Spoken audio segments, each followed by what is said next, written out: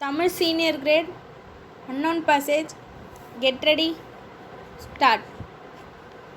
சட்டப்பேரவையில் மாண்புமிகு நிதி மற்றும் மனிதவள மேலாண்மை துறை அமைச்சர் அவர்கள் திருத்த வரவு செலவு திட்டத்தை பேரவையின் முன்வைத்து ஆற்றிய உரையாவது: மாண்புமிகு பேரவைத் தலைவர் அவர்களே, தமிழ்நாட்டின் நிதி அமைச்சராக எனது முதல் வரவு செலவு திட்டத்தை இந்த அவையின் முன் வைப்பதை நான் பெரும்பேறாக கருதுகிறேன். இந்த திருத்த வரவு செலவு திட்ட மதிப்பீடுகள் இந்த நிதியாண்டின் மீதமுள்ள 6 மாதங்களுக்கு மட்டுமே பொருந்தும். கொரோனா பெருந்தொற்றின் 2ஆம் அலை கடந்த சில மாதங்களாக மிக பெரும் அளவில் தாக்கியது.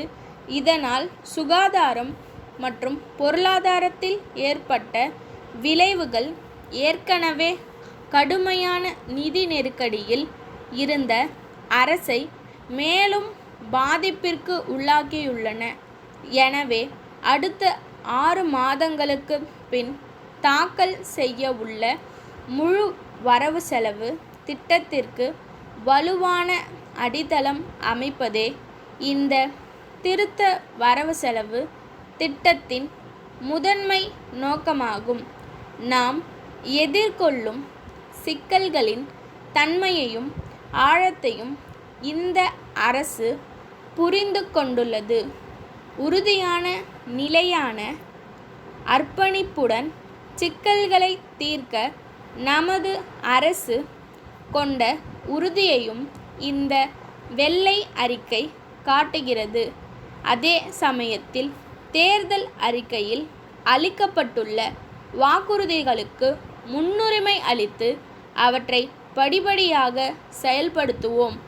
இந்த அரசு தனது தேர்தல் வாக்குறுதிகளை நிறைவேற்றும் விதமாக ஒவ்வொரு குடும்ப அட்டைதாரர்களுக்கும் 4000 ரூபாய் வழங்கியதோடு மக்களின் தேவையை அறிந்து வாக்குறுதிகளில் குறிப்பிடப்படாத 14 அத்தியாவசிய பொருட்கள் கொண்ட தொகுப்பினையும் அனைத்து குடும்ப அட்டைதாரர்களுக்கும் வழங்கியுள்ளது. இதன் மூலம் மக்களின் நலனை காக்க இன்னும் பல்வேறு திட்டங்களை இந்த அரசு செயல்படுத்தும் என்ற நம்பிக்கையை மக்களிடம் உருவாக்கியுள்ளது.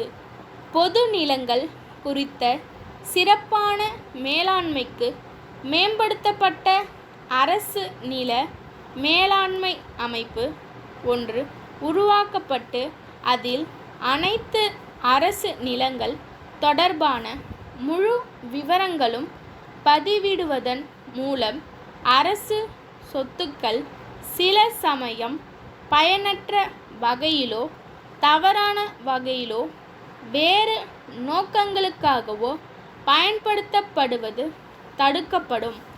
நீதிமன்றங்களில் பெரும் மதிப்பிலான நிதி பொறுப்புகள் மற்றும் நிர்வாகத்தில் தாக்கங்களை ஏற்படுத்தக்கூடிய பல வழக்குகள் பல்லாண்டுகளாக நிலுவையில் உள்ளன. அத்தகைய வழக்குகளை இயன்ற அளவில் முனைப்புடன் திறமையாக கையாளுவதற்கும் பொறுப்புகள் அதிகரிப்பதை குறைப்பதற்கும் வழக்கு இடர் மேலாண்மை அமைப்பு ஒன்று அமைக்கப்படும்.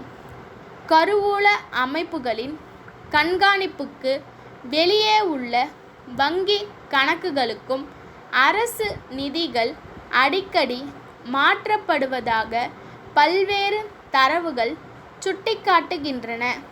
இந்த அரசு பதவியேற்ற பின் அத்தகைய நிதிகளை கண்டறிய இரட்டை கணக்கெடுப்பு முறை ஒன்று தொடங்கப்பட்டது. முதல் கட்ட ஆய்வில் கணிசமான நிதி இருப்பது கண்டறியப்பட்டுள்ளது. இக்கணக்குகளை சரிசெய்து சிறப்பு பணி குழுவை இந்த அரசு அமைக்கும் என்பதை தெரிவித்து எனது உரையை நிறைவு செய்கின்றேன். சென்னை தியாகராய நகர் ரங்கநாதன் தெருவிலுள்ள மணிமேகலை அழகு சாதனங்கள் விற்பனை நிலைய உரிமையாளருக்கு திருச்சி கண்ணன் கூட்டமைப்பின் மேலாளர் எழுதும் கடிதம். அன்புடையீர், வணக்கம்.